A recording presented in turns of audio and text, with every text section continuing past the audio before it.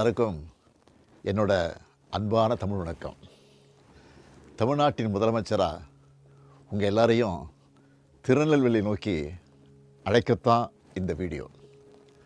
வரலாற்றை தெரிஞ்சுக்கிறதும் மீட்டெடுக்கிறதும் இதுக்காக வெறும் பழம் பெருமையை பேசி அதிலேயே மனநிறைவு அடைகிறதுக்காகவா?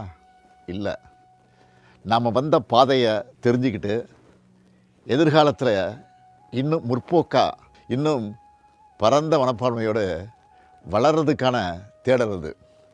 இந்திய துணைக்கண்டத்தின் வரலாறு தமிழ் நிலப்பரப்பில் இருந்து தான் எழுதப்படணும்னு தொடர்ந்து நான் சொல்லிட்டு வரேன்.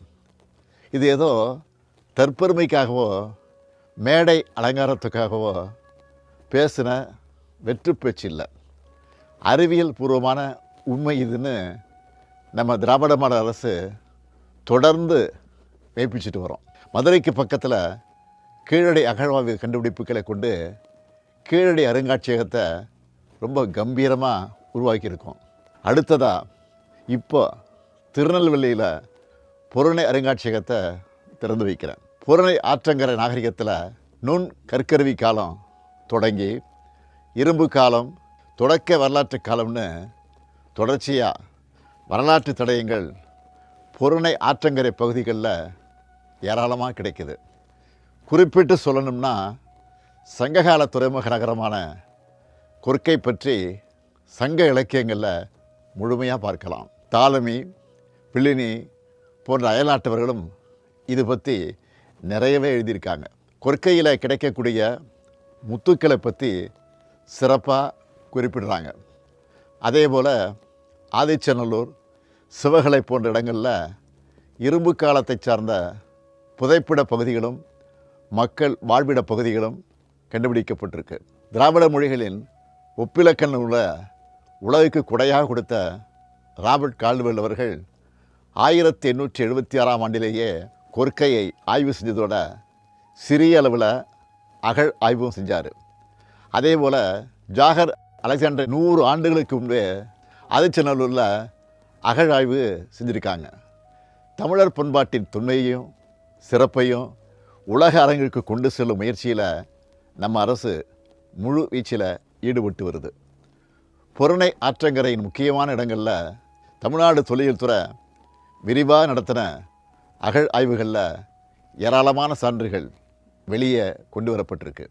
ஆதிச்சநல்லூர் சிவகலையில் நடத்தப்பட்ட அகழ் ஆய்வுகளில் வெண்கலம், தங்கம், செம்பு, இரும்புன்னு பல்வேறு உலோகங்களால் செய்யப்பட்ட தொல்பொருட்கள் வெளிக்கொண்டு வரப்பட்டிருக்கு. இதில் குறிப்பாக இரும்பை உருக்கி கருவிகளை செய்யும் தொழில்நுட்பம் தமிழ்நாட்டில் தான் சிறப்பாக இருந்திருக்கு. தொல்லியல் அகழாய்வுகளில் இதுவரை கிடைச்ச இரும்பு பொருட்கள்லேயே காலத்தால் முந்தைய இரும்பு சிவகலையில் கிடைச்ச இரும்பு தான் என்பதும் அறிவியல் அடிப்படையிலான காலக்கணிப்பு முடிவுகள் மூலமாக உறுதி செய்யப்பட்டிருக்கு. உலகின் தலைசிறந்த அறிஞர்கள் முன்னிலையில் இந்த அறிவிப்பை ஜனவரி 2025 நான் உலகுக்கு வெளியிட்டேன். பொருணை ஆற்றங்கரை அகழ் ஆய்வுகளில் கிடைச்ச தொல்பொருட்கள் இந்த பகுதியிலேயே அருங்காட்சியகம் அமைச்சு காட்சிப்படுத்தப்படும்னு அறிவித்து அந்த பணிகள் நிறைவடைஞ்சு இப்போது பிரம்மாண்டமாக உருவாகியிருக்கு.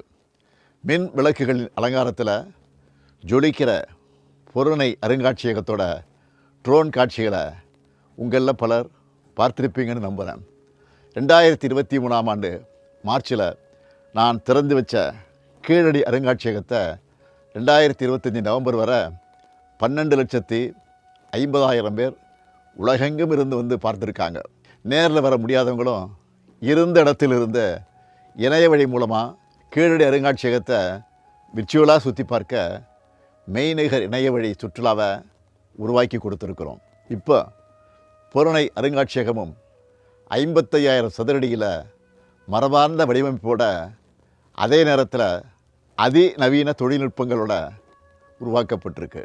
டிஜிட்டல் முறையில் உருவகப்படுத்தப்பட்ட இரும்பு உருக்கு செயல்முறை, 5D முறையில் தமிழ் நிலங்களின் வழியாக உணர்வு பயணம், பாண்டி விளையாட்டு தரை ஒளிப்படக்காட்சி, தொல்லியல் வரலாற்று பின்புலம் குறித்த டாக்குமெண்ட்ரி படம், மெய்நிகர் படகு அனுபவ உருவகம், ஆற்றுப்பள்ளத்தாக்கு நாகரிகங்களின் தொடுதிரை காட்சி, கருவிகளை உருவாக்கும் ஊடாடு சுவர், அதாவது இன்ட்ராக்டிவ் வால், டிஜிட்டல் ஃபீட்பேக் மையம், பொருணையின் குரல் பயணம் போன்ற ஏராளமான நவீன தொழில்நுட்ப அனுபவங்கள் இங்கே நீங்கள் பெறலாம். தமிழர்களின் தொன்மையை, தமிழர்களின் நாகரிக மேன்மையை இந்த தலைமுறையினருக்கு மட்டுமல்ல, ஜென்சி உள்ளிட்ட அடுத்தடுத்த தலைமுறைக்கும் எடுத்துகிட்டு போகணும்னு பார்த்து பார்த்து இவ்வளவும் செஞ்சுருக்கிறோம்.